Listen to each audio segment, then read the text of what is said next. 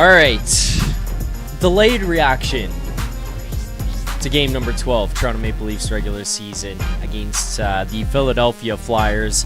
Yes, it's a day late. I understand. I appreciate people who are still joining us here today on the Sunday night version of the recap of the Flyers and Leafs game.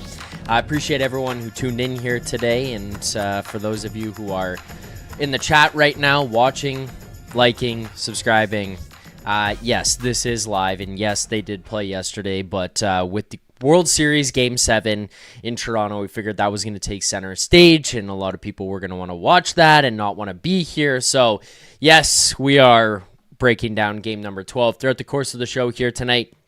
We'll be joined by Jay Rosehill. We'll also be joined briefly by Nick Alberga to come on here and give their thoughts on what's going on with the Leafs right now, what happened with them last night, as well as getting into some just general thoughts on the team overall. There's a few big things to touch on from last night's game, so we'll make sure to cover each of those, as well as dig into our best bet, how that went, and get into some of the stats from yesterday. But let's start with this. Obviously, there was a milestone, you kind of got to see against Columbus.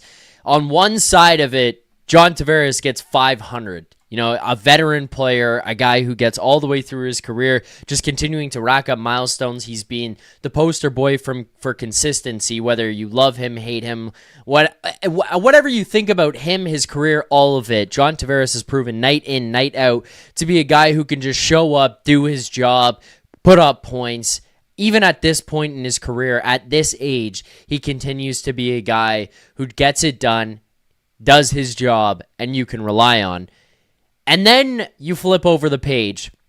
You go from 500 against the Blue Jackets to Auston Cowan, who scores his first NHL goal. And one of the cooler moments a part of that is John Tavares showing him a little bit extra love. I mean, it looked like John Tavares was more excited about Auston Cowan scoring than Auston Cowan was about Auston Cowan scoring his first NHL goal. You saw John Tavares wheel in there, jump up, grab Auston Cowan. He had the happiest, most excited look on his face. He's yelling, he's screaming.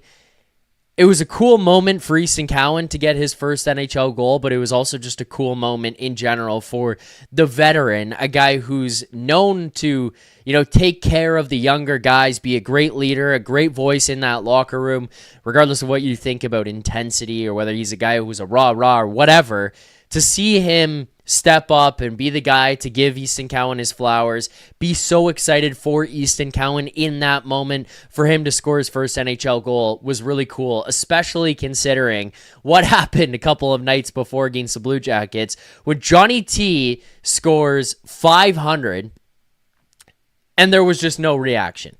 Now, circumstantial. Johnny T scores 500 in a blowout loss to the Columbus Blue Jackets. It's not really one that anyone was feeling great about. It's not one that's going to warrant the benches clearing in a situation like that and everyone freaking out, or a one-goal game or whatever, where you could still look at it and be like, at least it was close. At least it was tight. Not the case there.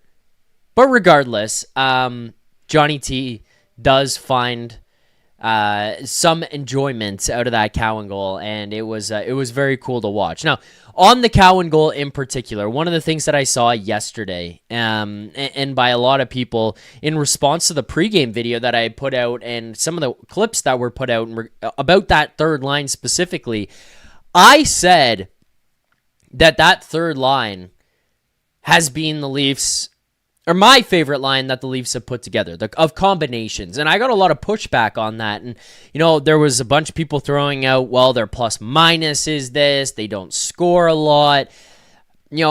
Right now, I'm looking at process. And I know Auston Cowan scored with John Tavares, and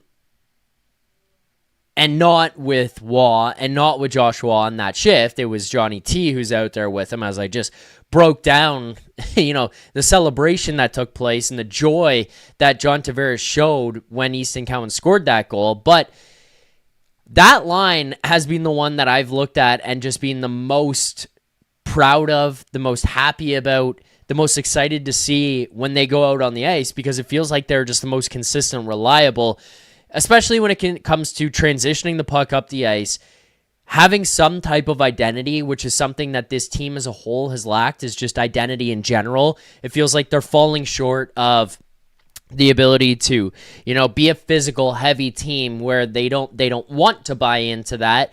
And then, because there's a little too much skill, and then you look on the flip side, and it's like, okay, well, then if you're going to be the fast, skilled team, of which I would throw into the category of throw in that category is like the New Jersey Devils, for example, where they're more towards the fast skill.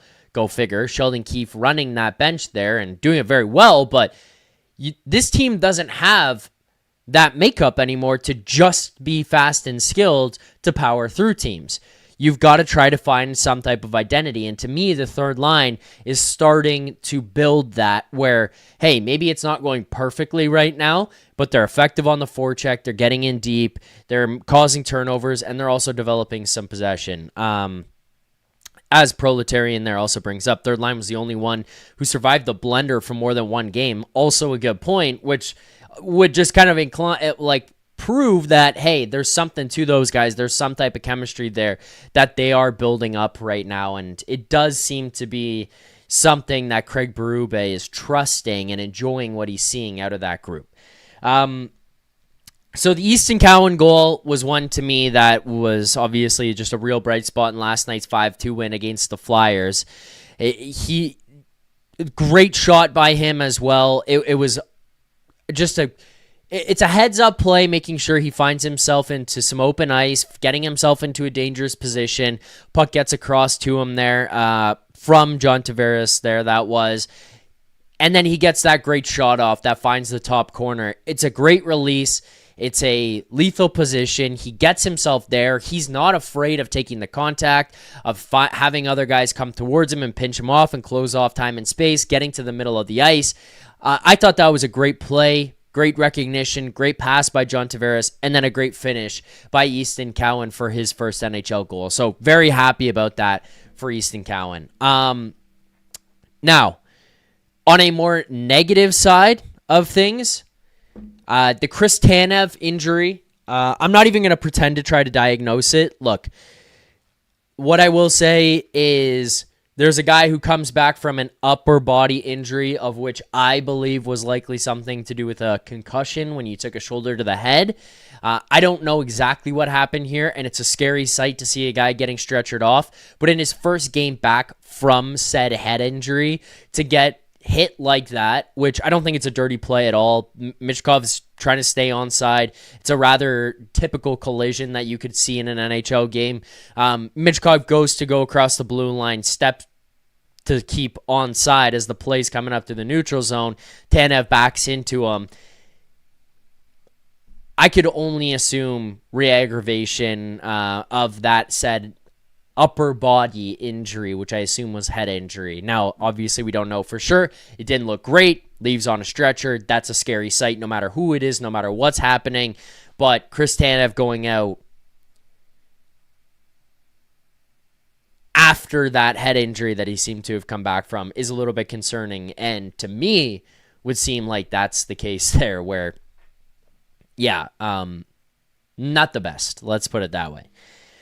So those are two of the biggest events that I wanted to cover from last night. Now, chronologically, as we dig through some of this, I want to kind of go from first period through to the third period and talk about everything that happened, how things progressed in the game for the Leafs.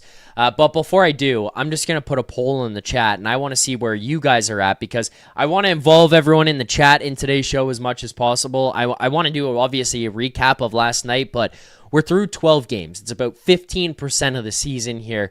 We're approaching American Thanksgiving, which, it's usually like the 20-game mark that everyone can kind of make determinations of what a team is or is going to be, whatever, the identity, the character, the makeup, all of it, whether they're going to have success or not. We're getting close to that. So I want to know what your guys' biggest takeaway is from last night or the first 12 games in general. Send those in the chat here.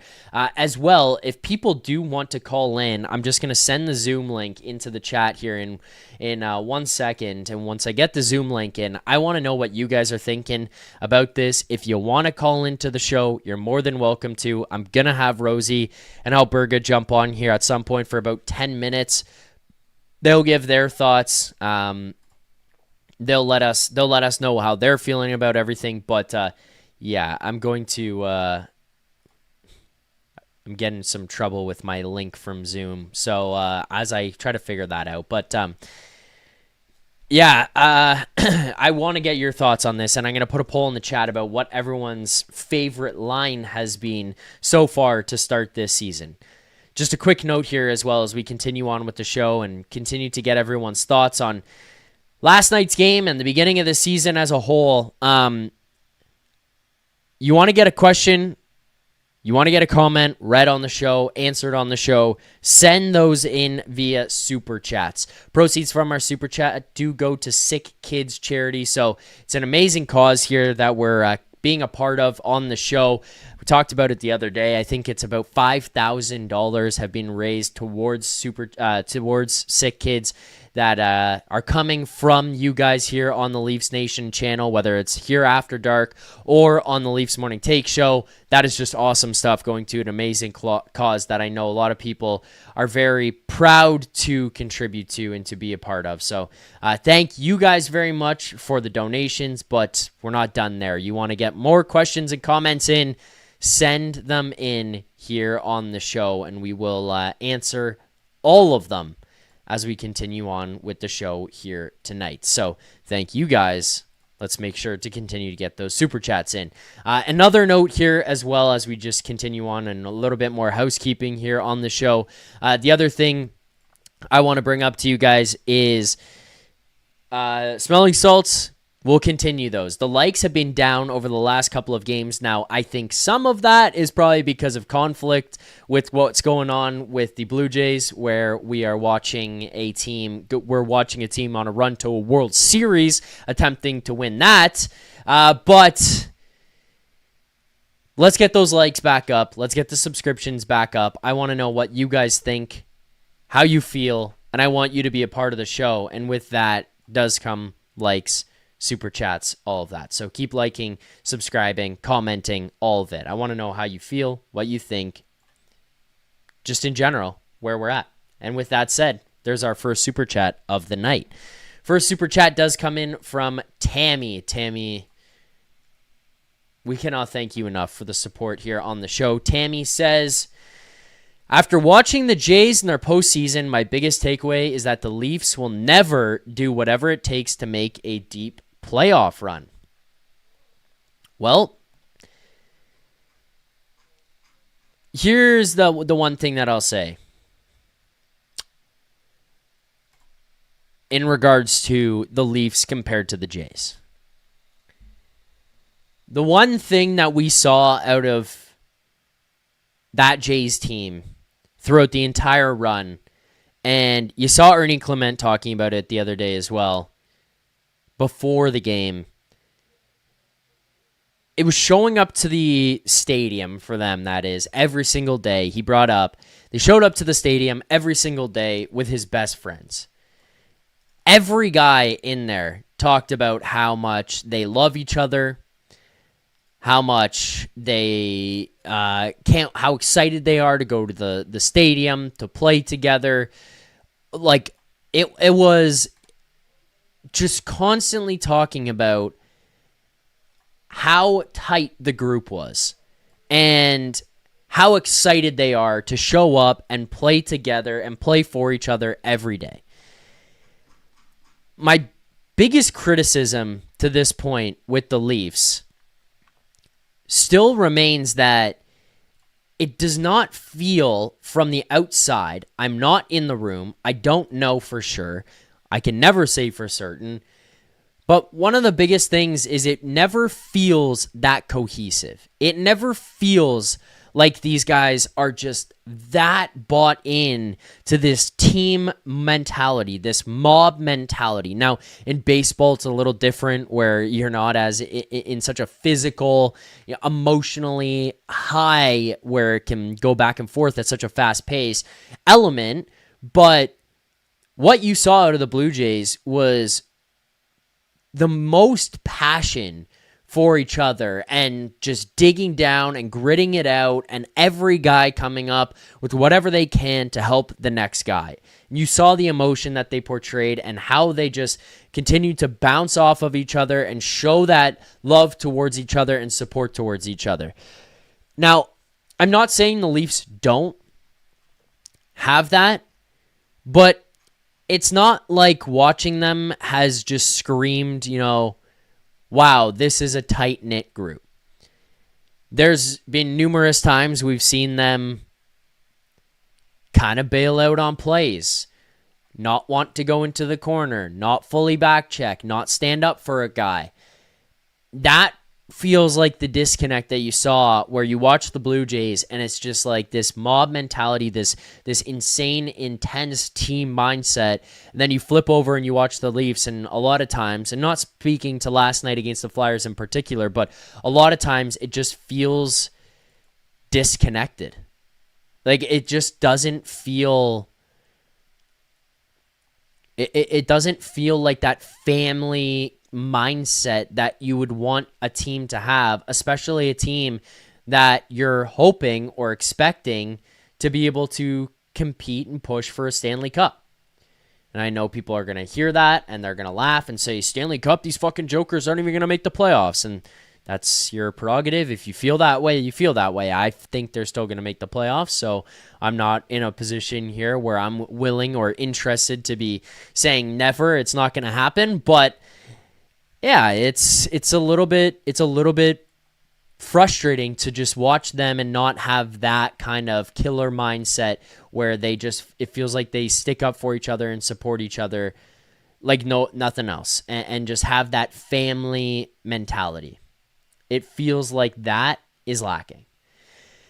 As we continue to go on here and talk about last night's game and more super chats and comments, questions, all that, one of the things that I put in the chat here today, and it's pinned at the top, and I want to get everybody's thoughts on this, and as well, you want to call into the show and give your thoughts. The link is, as I'm just sending it here now, the link is now posted in the chat. You guys click that link. You can call into the show here tonight and give your thoughts. But the question that I posed is, through 12 games, what's your biggest takeaway about this team so far? So I want to read some of the ones that have come in here, starting over on Twitter before I get to you guys here. I'm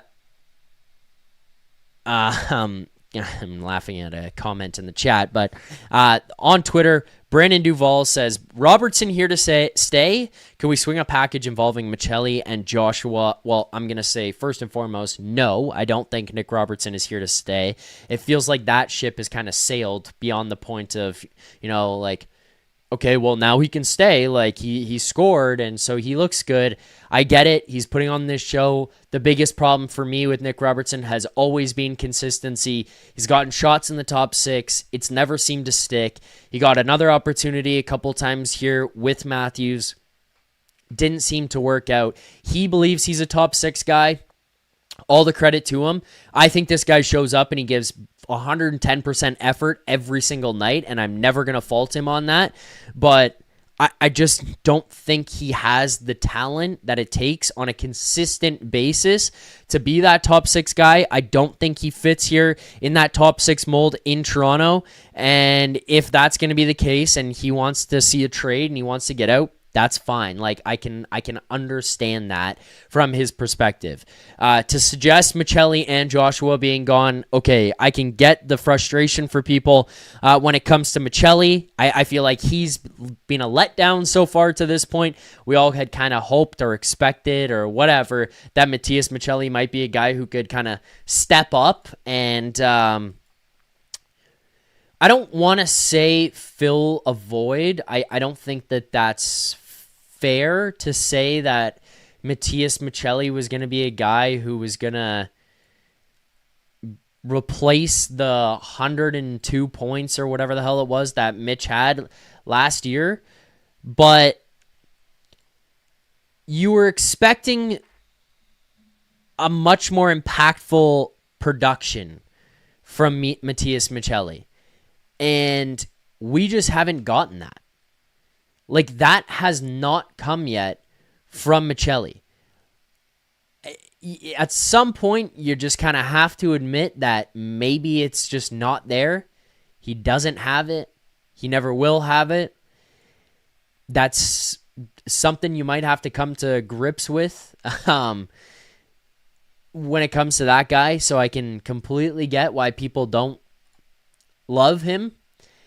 But I just don't see, I'm not on the same page as people with the Dakota Joshua dislike. Everyone's allowed to have their own opinion, but I just disagree with people when it comes to Dakota Joshua and, kind of him being written off here. Like, I think he's going to figure it out. I think he's going to get this back on track, and he's going to be a very impactful player. And I think that he's the kind of guy who makes the impact when you get to the playoffs and not necessarily right now. Look, he's not Sam Bennett, so I'm not even going to try to pretend that that's the case. But look at what Sam Bennett does in the regular season versus what Sam Bennett does come playoffs. Again, not saying he is Sam Bennett, but Sam Bennett took a long time to get to where he is. It's not like he came into the league right away and was this guy. Took a change of scenery, got to a new team, new group, new coach, and then he was able to find it.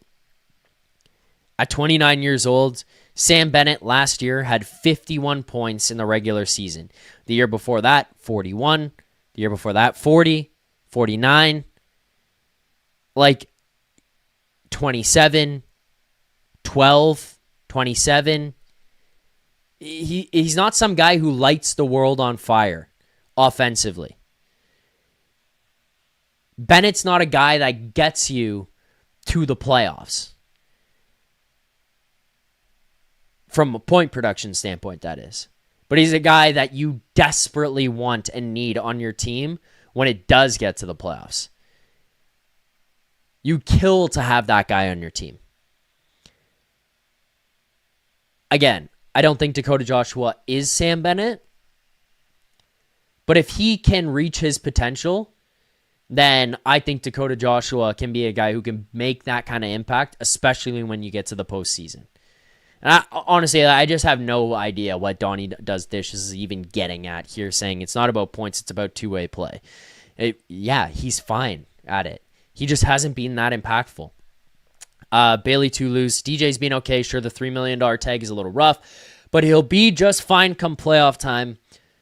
Yeah, when the ice tightens up and lanes are closed earlier than opposed to regular season hockey. Agreed. That's the page that I'm on when it comes to Dakota Joshua. Again, if people want to call into the show here tonight, click the link. I'll send it in the chat. I'll pin it in here again because I want people to be able to call in here and give their thoughts on the season, the game last night, all of it. Okay, before I go back to more tweets and more responses that people have in terms of how they're feeling 12 games into the season, just a quick note here, going back to last night, you got to start better. I know that there's a little bit of a distraction here potentially going around about the Blue Jays and Game 7 and the Leafs aren't the focal point and you're not the team that everyone's caring about at that point, and you are early in the season.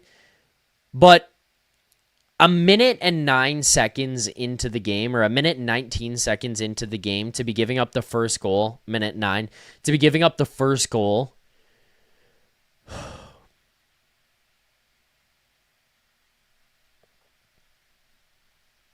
you can't be having these start on time issues again. You just cannot be having start on time problems. This is something that has plagued this team for about 9 years, going on 10 now. Start on time. Start on time. They do not start on time. Never have. And it's gotta be something that is fixed. Because they do it in the regular season, they do it in the postseason, and you cannot be starting behind the 8 ball. Even if the other team is not scoring immediately on these, the fact that you are giving up opportunities and kind of getting your shit kicked right away, it sets you back momentum-wise. It gives the other team life, some hunger. You're sitting there basically behind the 8 ball where you're like, oh shit, we got to get going now. We're on our heels. That's not the type of game you want to be playing. You don't want to be chasing the game, momentum, or on the scoreboard. 1:09 in. Now, you did respond about 5 minutes later with the Matthews goal, and I thought he looked good last night. Better, at least. More engaged. That shift that he scored, you saw him buzzing around, possessing the puck, getting shots, getting the puck back after he shot it. I thought he looked better. But to start that way, especially after what you had just done in Columbus, is brutal. You can't be having that happen. Like, that can't happen. It cannot happen. Okay, continue on here with the chat. Again, if you're watching right now and you haven't already, hit that like button. We are 8 likes away from the smelling salts here on the stream, and I'm not going to lie to you guys, I could use them.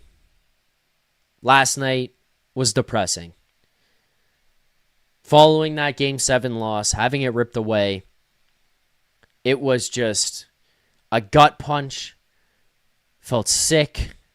Felt tired. Felt beaten down by this team. Got up today, continued on with the normal day, got ready for this show. But I could use some smelling salts right now, so hit that like button. We do have another super chat here. This super chat comes in from TMB Sports. TMB Sports, thank you for the super chat. I feel bad for Cowan. He scored his first goal during a game nobody watched. You know, funny enough, that was the exact same thought that I had. When we were debating doing the show last night, kind of going back and forth about, okay, what does this work? Does it not? And kind of the conclusion was people aren't even going to be watching the Leafs game. So, I mean, what's the chances people are going to be coming here and watching the post game? And I get that there are a lot of you who would have showed up anyways, and I love you all, and I appreciate the support and the fact that you sickos would have been here, and I would have done the show. I would have done the show anyways, but we were talking about it, and it was like, okay, let's save this thing. Let's get a little bit more participation. We can get Alberga. We'll get Rosie on here. We'll do this on the Sunday night. Get some quick thoughts on everything. But then I was like, okay, well, nobody was watching that. He scores. JT's going nuts. I'm like, oh, that's a very nice moment. And then I was like, nobody watched that guy score his first goal. Like, and I don't blame Leafs fans for just not watching it. I watched it. Alberga, who's coming up in a moment, watched it. I know he did. Rosie watched it, who's coming up later. I don't know if producer Vic watched it. I don't know if he was jumping on to see what was going on. And I can imagine most of Leafs Nation wasn't either, which is it's kind of sad to know that this guy was out there scoring his first goal in the NHL, and there was like 25 eyes on it. But still, nice for him to be able to get it. Also, again here, look, I see this in the chat. I will refer back to Frankie Corrado when he joined us on Leafs Winning Take when it was me and Alberga the other day. There's a lot of comments going on about Dakota Joshua right now in the chat.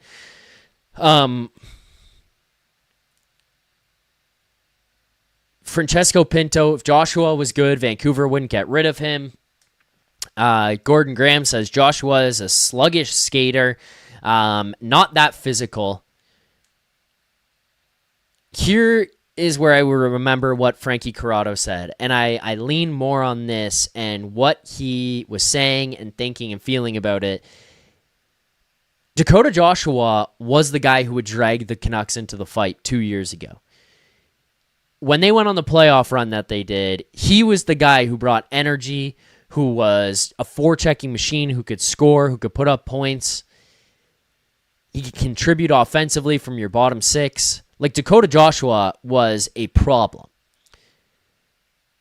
He had a down year last year because I believe it was cancer that he was coming back from. I think that was what it was for Dakota Joshua.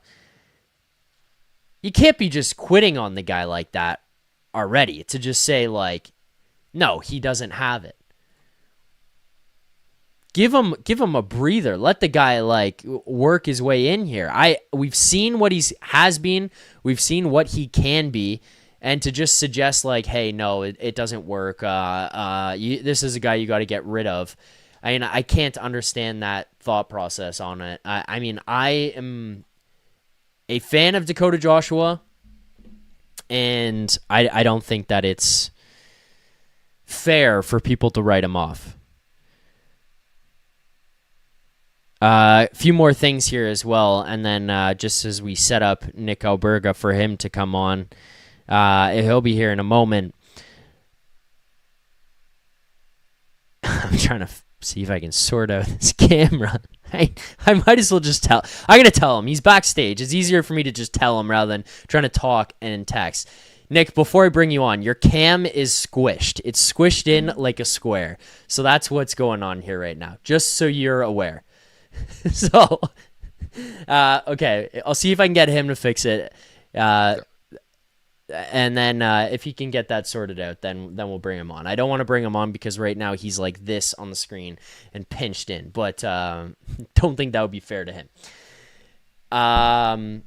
Still a square. I don't know. I don't know why, how, what is happening. Let's see. Hold on. I might be able to manually fix this. Oh, no. All right. I think I might have got it. All right. Let's bring him on. Welcome to the Leafs Nation After Dark, the day after. Nick Alberga. Nick, how's it going? Am I squished still? What's going on? Are we good?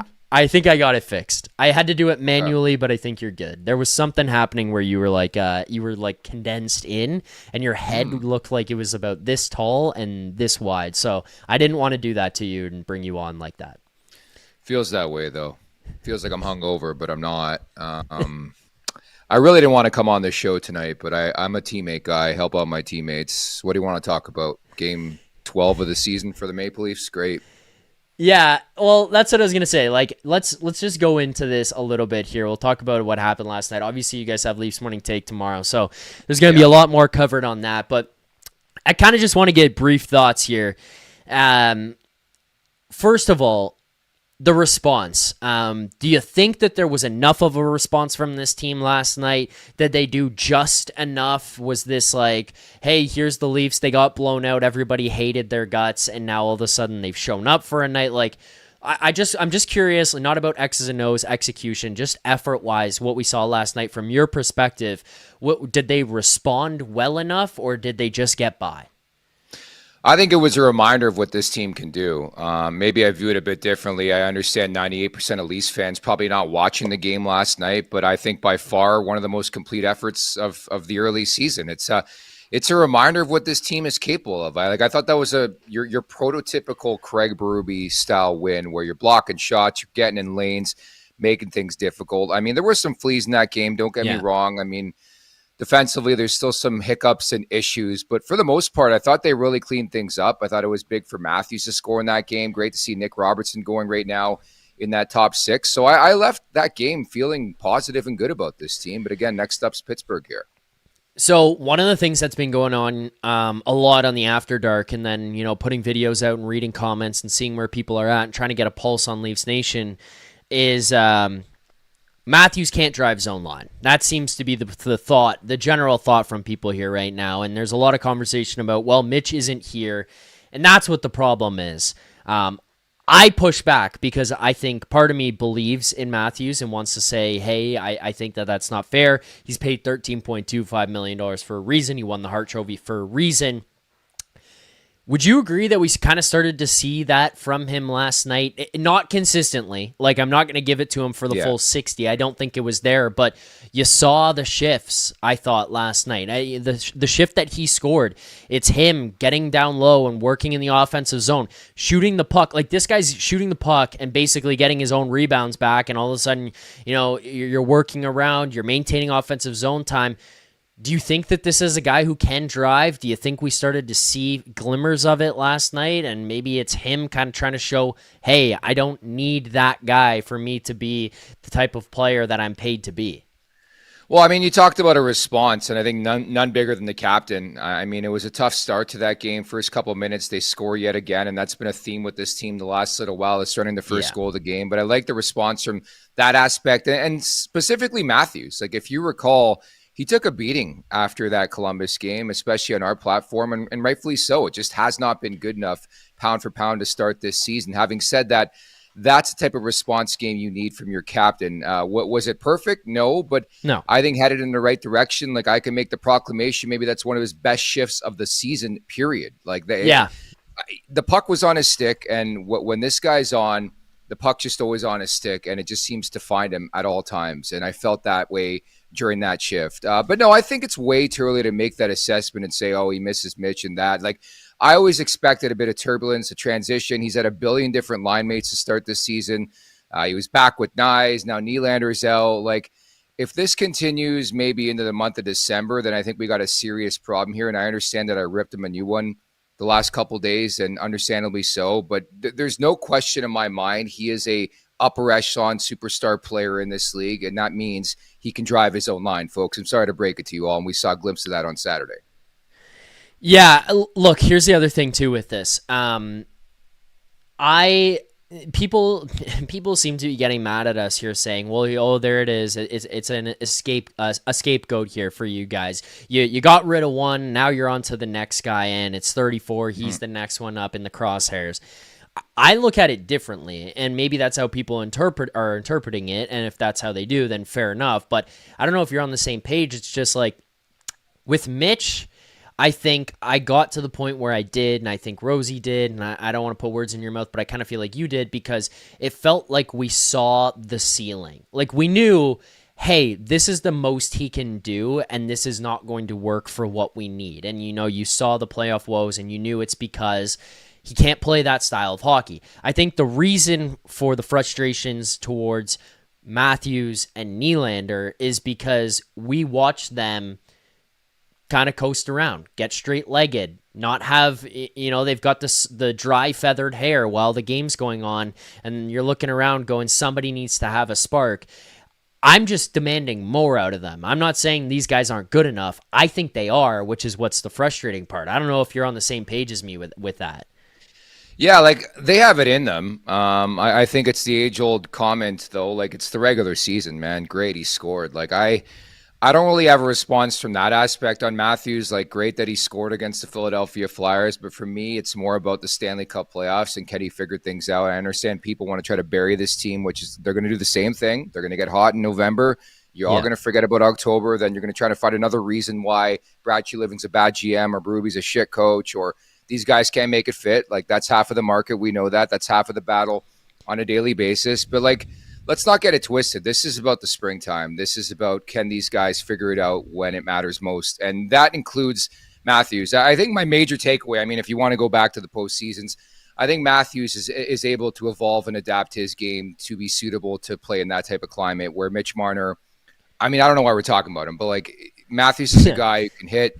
He can do other things than just score goals, which makes him such a great superstar player. But I agree. I understand why people are pissed off. He has not been good enough. And that's why I think we pick our spots with how we analyze players. And I've been saying this for a couple of weeks. I'm always careful with Matthews because you just never know what the hell's happening behind the scenes. And I will add it too. Like, I think the problem too, Zach, is like when you set a standard of scoring 69 goals in a season, that is the expectation that every shift you have, you're going to score a goal. And I think it's unfair. I think he just had one of the season for the ages, and that's that. Having said that, I think it's about engagement. Like, he's just got to figure out to make a difference every time he's on the ice. And I'll be honest in saying that has not been the story early on in this season. All right, Nick, before I let you go, and then Rosie's coming up here next in a couple of minutes, I just want to know what is happening on Leafs Morning Take this week. I know you're banging out some great guests here so far to start this season. You got a bunch of games coming up here this week, Monday, Wednesday, Saturday, Sunday. What do you guys have cooking on the morning show? Always tons. Should start and lead with the fact that we have a special announcement in conjunction with our friends over at Sick Kids coming on Tuesday. So make sure to tune in for that. Tomorrow we got James Duthie coming on the show, Daryl Sutter on Tuesday, and I hit the vault for Friday's guest. Fingers crossed it all goes according to plan. But Yuri Talusti is expected to be on Leafs Morning Take this week. So we're covering all levels of this. I love as much as it stings the Jays are done, all eyes back on the Maple Leafs where we care the most, right? Yeah, exactly. Pressure's back on the Leafs here. Nick, thanks for joining me here tonight. I appreciate it. Make sure to tune into Leafs Morning Take tomorrow morning, 11 a.m. Eastern time. Enjoy the rest of your night. Enjoy, I don't know, do you watch football? Are you a football guy at all? I'm watching hockey. I'm ready for the night slate of hockey. I'm not really, I hope the Bills lose, though. I'll say that. Okay. See you, bud. Thanks, Nick. Appreciate it. There you go. Nick Alberga jumping on, giving his thoughts on yesterday's game in the Leafs as a whole. We're gonna have Jay Rosehill here in a minute as he gets set up and gets here on the show here on I guess I was gonna say post game, but it's not really a post game. We're just doing a full thought process breakdown of where the team is at, how we're feeling about this group.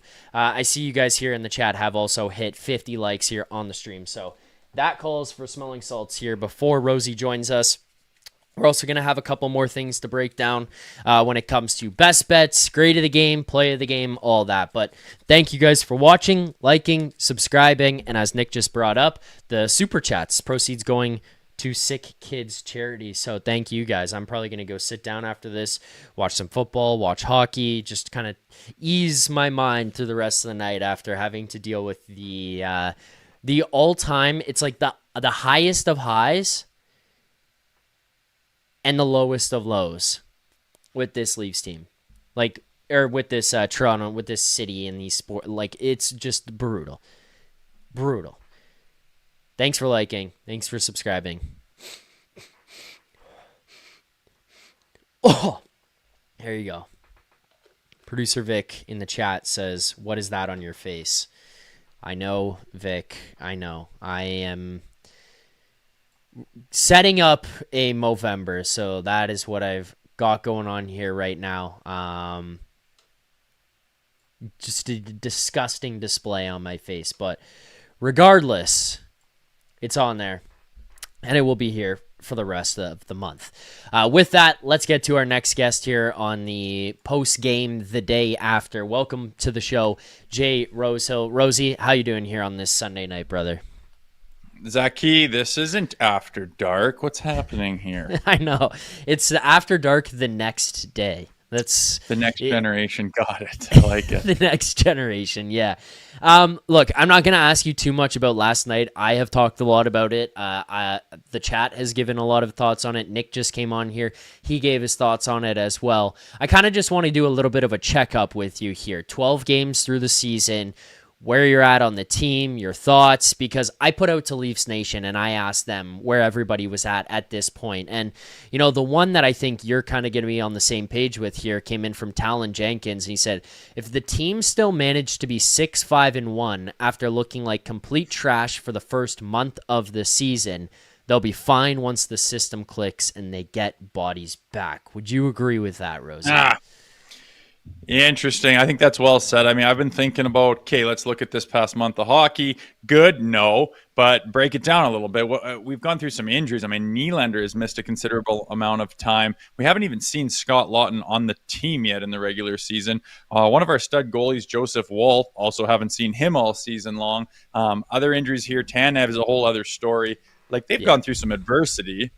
And we have said off the bat from the summer, hey, this is going to take some time. Like, don't be surprised and get on the team real hard if there's some growing pains.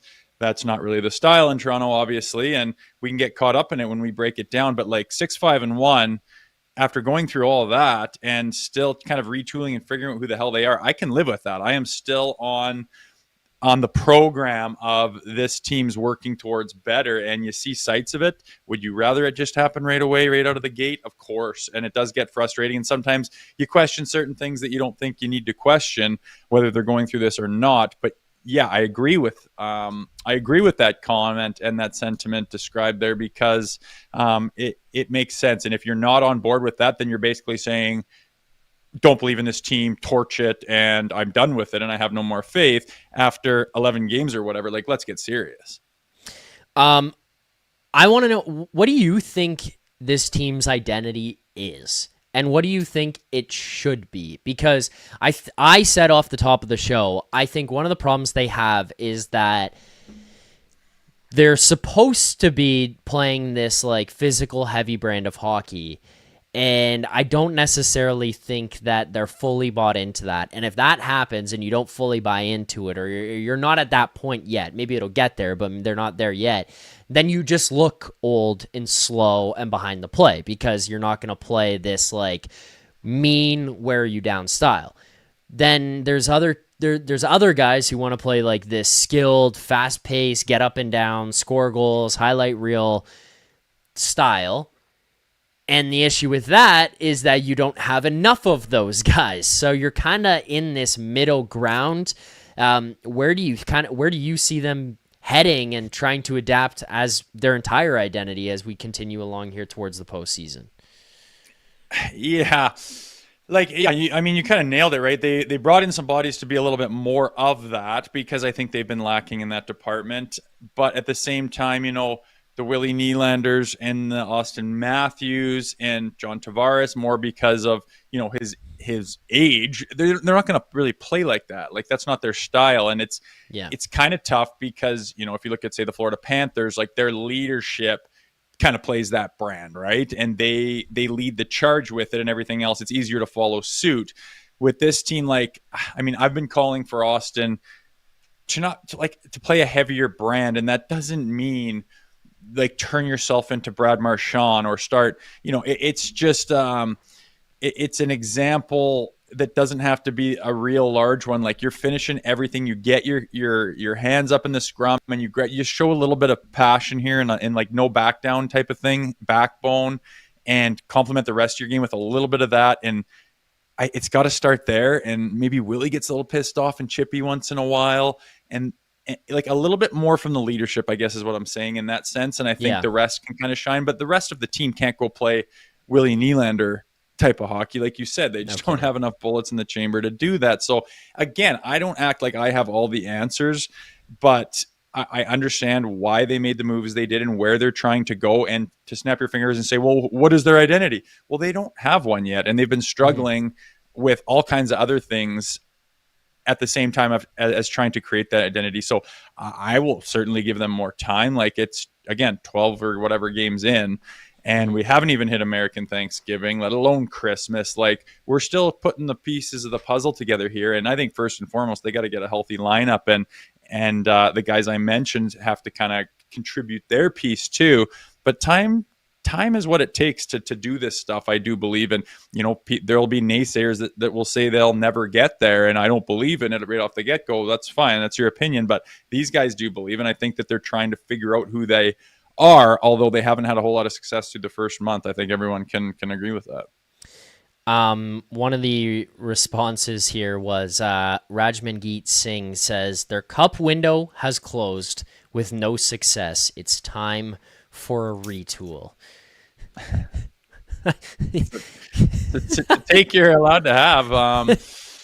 I don't think it's that aggressive yet. I mean, when this team gets hot, like, it's funny. Like, you're talking Jays baseball, and momentum switches, and when people come together, like, it's not always stuff you can quantify on paper or predict beforehand. Everyone acts like they have all the answers, but the general managers of these hockey teams don't have all the answers. The head coaches don't. The superstars don't. They're all trying to find it. It's a very tough league. And if you want to just say they're toast and that's it and retool, well, that's pretty easy to say on the internet, and you're allowed to say that's fine.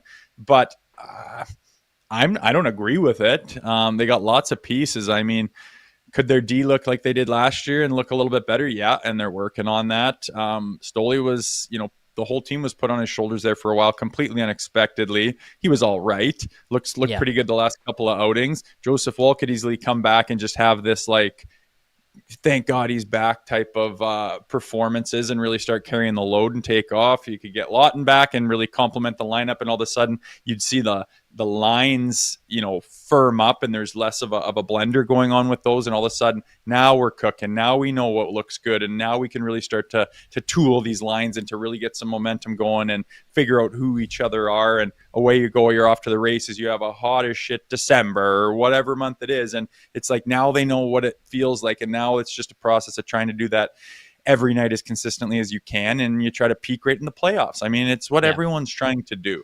Will they do it? I hope so. Am I writing them off? Absolutely not. But I also can't make any guarantees that they're going to get there. It's a tough game. It's a tough league. But again, I'm not writing them off over a 6-5-1 November going through what they have gone through. Okay. I get a lot of heat on this, and it's the last question for you before I let you go enjoy the rest of your Sunday. But I keep getting a lot of heat on this. I keep bringing up Scott Lawton. And him coming back, returning to the lineup, and what that means for these guys. I just see it as this massive shuffle that takes place in not just the bottom six, but even into that second line and where you're out the wingers. Let's assume the health of William Nylander. Let's assume he's back, okay? I believe Scott Lawton coming back here really, really, really changes the outlook of this team. I think it changes the chemistry. I think it changes the makeup. I think it helps build the identity that you're looking for right now. I think Scott Lawton is a really, really good player who just didn't really find the game that the Leafs were looking for last year when he joined Toronto, and I think that a lot of that has to do with being traded at the deadline and going and switching teams to a new city. Like, there's a lot that happens. People don't realize, just other than just playing hockey. He's now here. He's going to be here for a full year. He was here in the summer. You know him. Can you speak to the type of player Scott Lawton is and the person he is, and would you agree with my assessment that when he comes back, he is going to really change how that bottom six looks and feels? Yeah, well, I sure hope it does, and I know that it can, right? I'm not sitting here making guarantees on anything, but the number one thing I like that comes to mind is once he's back, you get a center back, and I have him pictured on that fourth line center, and it just like stabilizes the forwards. We've been teeter-tottering like crazy and looking for this guy to get going and that guy to get going. And Michelli looked like he might be something. Now he doesn't, but Nicky Robertson has been hot as hell the last 5 games. And I understand why they're shuffling people around. Do you like Cowan on the first line or do you like him on the fourth line? Like, what a conversation to have, right? So I just think that Scott Lawton being back, wherever those guys do line up, it'll just like settle it down a little bit. All this jockeying for position and moving around, and you can't find any consistency in your lines. I think he's really going to help that out. And if he gets back and is playing his best, he can be a factor, especially in the bottom six. I mean, his off-ice stuff, likable guy, and guys want him back and want him on the team, all that stuff, yes. And that doesn't mean a lot to people watching from this side that haven't really been in a room and don't really put a lot of value into that, but he's got that in spades. But when he's going, I mean, he can be a playmaker, he can be a forechecker, he can be a penalty killer, a shot blocker, he can be feisty, he will be a guy that flies in there and gets pissed off and defends his teammates and backs guys up and doesn't back down, and plays that kind of chippy, more physical type of game. Like, he can get in there and be part of those games that we want to see out of the Leafs that are more rugged and more intense and, workhorse type of games where they drag everyone into the fight and will themselves to the wins and what they're looking for. And I tell you, I love watching that type of hockey. I like watching Scott Lawton when he's playing his best. I hope that he does come in and is able to be effective right off the bat. But the first thing I think of is that he's going to settle these line combinations down. Yeah, that's kind of the first thing that I see. Even aside from the play and everything, we're getting pushed back already. People are saying a fourth line center is going to change things. I do think it just stabilizes stuff right away, where he comes in, He pushes guys to the right positions. That's one of the things we've been looking at here as well. Domi's playing wing, or being playing center and should be playing wing. And then Nick was playing to start the season on the fourth line, and then he's on the third line, and you're bumping guys around and trying to find spots. He comes back in, and you can kind of just say, hey, this is who you're playing with. Like, let's figure this out, build some chemistry, and stay that way, and then you can kind of get a better picture of things. And then I think just the way he plays, when he gets going, I think people are going to be surprised. But Rosie, I appreciate you jumping on here on the After Dark. I know you and Nick have a After Dark the next day, whatever the fuck you want to call it. I know you and Nick have a big week ahead of you on Leafs Morning Takes, so don't want to take up too much of your time. Enjoy the rest of your night. Get some rest. Big week coming up here. Big week for the Morning Take. Big week for the Leafs. Thank you as always, Rosie. Look forward to seeing you again soon. Love it, man. Thanks for having me on. I appreciate it. We will talk to you shortly, and have a good Sunday, everybody. There you go. Jay Rosehill jumping on here to help us break this one down. Game 12 of the regular season. Few more things that we got to get to here. On the post-game show. Couple quick notes. Jackknife 616 gives Sammy Blaze some love. He changes the bottom six. Let's go. I do think Sammy Blaze looked pretty good. Now, changes the bottom six, I don't know. One of the things that I do like, and you got to give him credit for, is that Berube trusts him.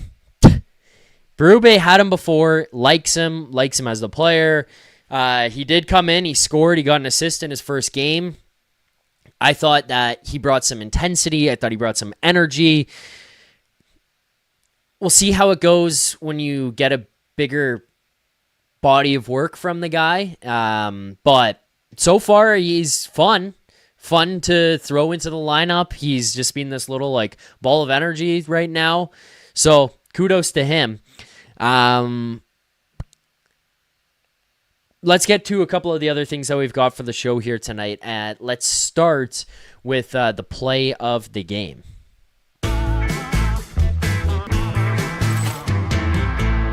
Okay, play of the game for me, it's Easton Cowan. Easton Cowan, first career goal. It was a rip of a shot. A lot of guys, and it doesn't matter how you do it, who does it, whatever, a lot of guys, you see them, they get their first goal, unless you're like Auston Matthews, but they get their first goal, and it's like some greasy bouncer, like Matthew Schaefer's, where he's diving into the blue paint and, basically like taking a pool cue and poking that thing into the net. Cowan gets his into the middle of the ice, goes where, there's a little bit of traffic, but he finds himself some space. He's willing to continue on with that puck, has the confidence to take a couple of steps in and gets that shot off. And it was a beautiful shot, picked his corner. I feel like we're just seeing some physical and mental maturity out of the kid too. It was a few games ago, I think it was against the Kraken when he was playing on that first line with Matthews and Knies. He got an opportunity where he got the puck just outside the blue line, steps in across the blue line, and about 3 feet above the top of the circle, he lets a shot go from way out far. And that's probably a shot that has a decent chance of going in against a lot of junior goalies that he was just playing against. It's not something that's going to go in against your everyday NHLer who's been here for a while and has seen these things, or just at least even getting opportunities to play because they're in the NHL. Those things don't go in. He's a smaller guy. It's not like his shot has the most power behind it ever. At this point, but until he's got the full physical maturity behind him and can really lean on one, those kinds of shots are kind of just going to be shots on goal for the sake of shots on goal, and they're not going to go in. Well, you see that goal last night. He gets it in a position where he could have said, oh shit, I've got a defender not that far from me. I'm going to get this off. And instead takes a couple of steps, gets it into a little bit of a tough position there, in through the defender, gets the shot off onto the far side of the ice.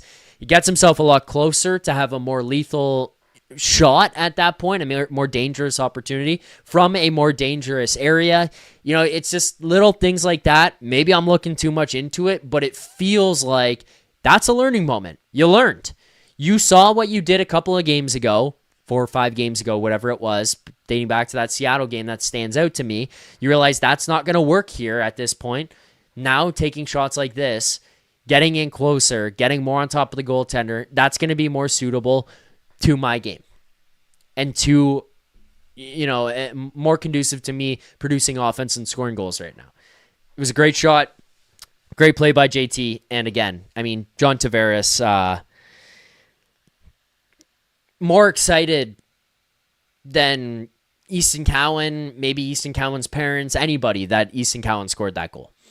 Another one I'm going to give a credit to here. I'm going to give an honorable mention to Nick Robertson and his goal. First of all, Johnny T with the play out of the zone through his own legs to pass it to Matthew Knies, heading up the ice out of the zone, was a hilariously intelligent play by John Tavares. Like, he's kind of just standing there boxing out a little bit. The puck goes through his feet, and he just taps it through to Knies, who takes off up the ice.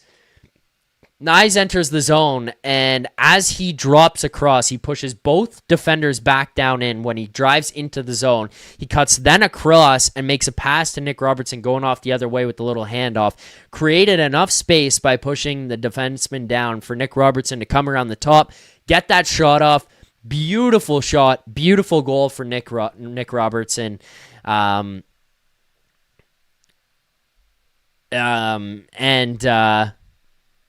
Credit to him. He's scoring goals here. Back-to-back games now. Columbus, Philly. A couple goals on the board for Nick Robertson as he continues to try to get traded out of Toronto. And then the other one that I just want to shout out, not necessarily in the same tier as the other ones, but the Matthews goal. As Nick said, that whole shift, he was just flying around. He was buzzing. He was creating things.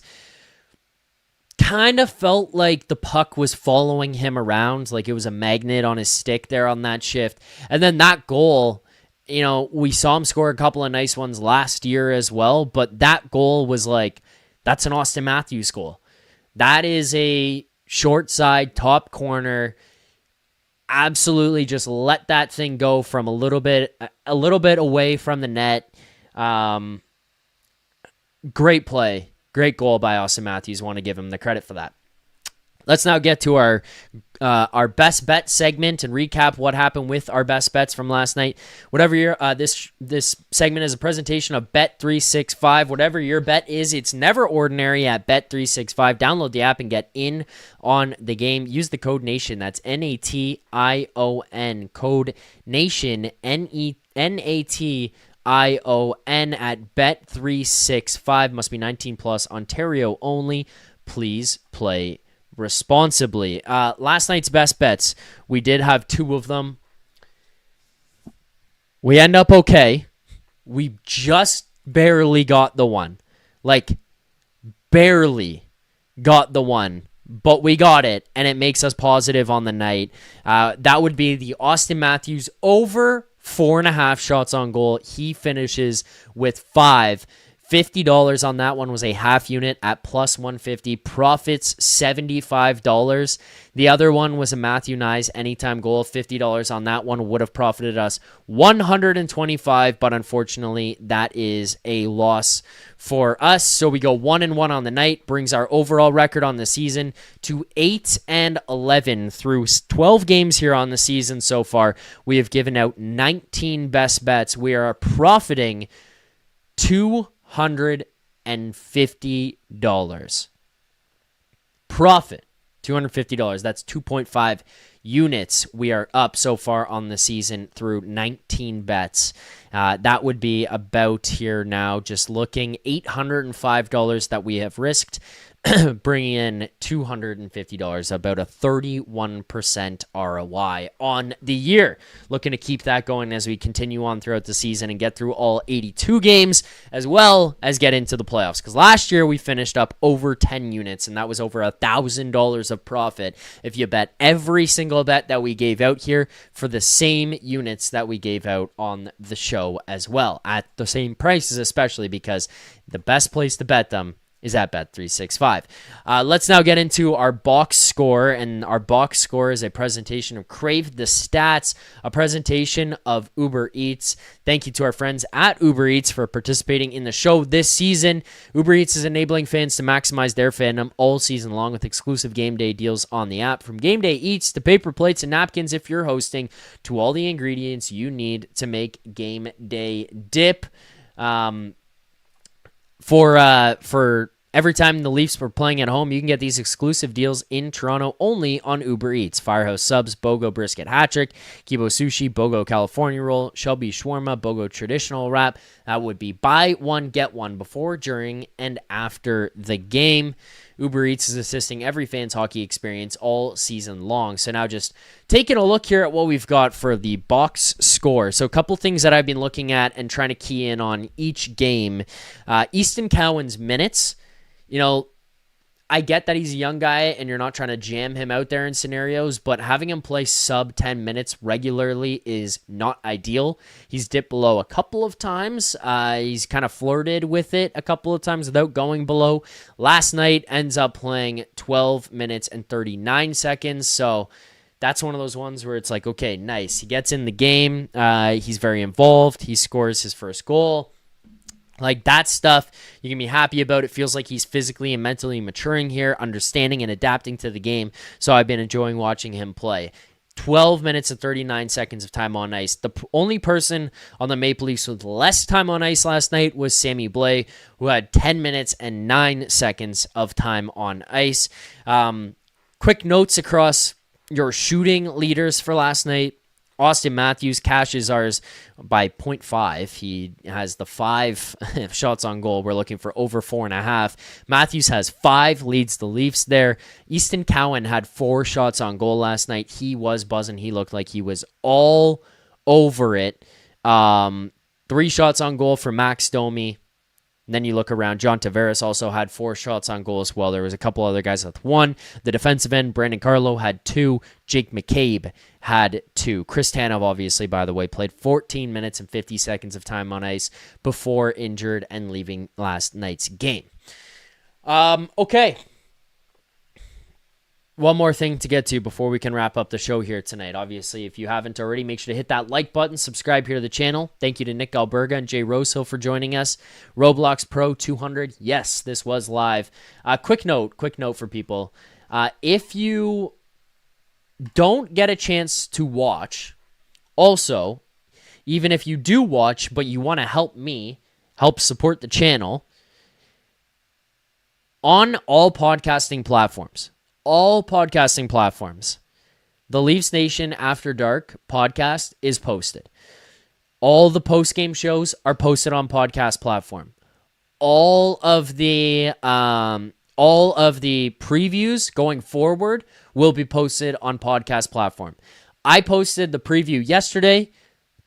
Seemed like we got some positive response. People liked that the podcast was up there. So if you can't get to YouTube during the day before the game and you want to hear what I have to say about the lines, who's in, who's out, who's playing with who are the goaltenders, what's the best bet, you can find all of it over on podcasting platforms. So make sure to go and check that out. Watch here on YouTube, listen on all podcasting platforms. Well, with that, let's get to our grade of the game. Grade of the game for me, I feel like I'm gonna go with like a B plus. I kind of want to go with a B, but no Lawton, no Lorenz, no Nylander. You lost Tanev along the way. Just found a way to power through. Found a way to win the game. You got your teeth kicked in against Columbus the other night.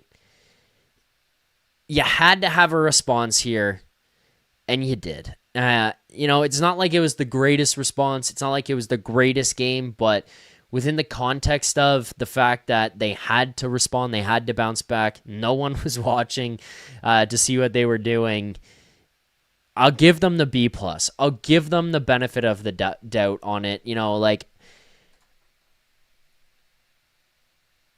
If this was just in general, or we had just watched them coming off of a couple of really good games, and then they did this and won this way, probably not a B+.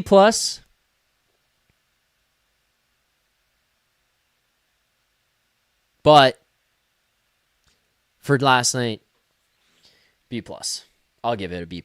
I mean, power play, 0 for 3, not the best. You went 5 for 6 on the penalty kill. Kudos there. Less giveaways. You're listed at having 0 takeaways, which is kind of insane, I feel like. 20 blocked shots, committing to that.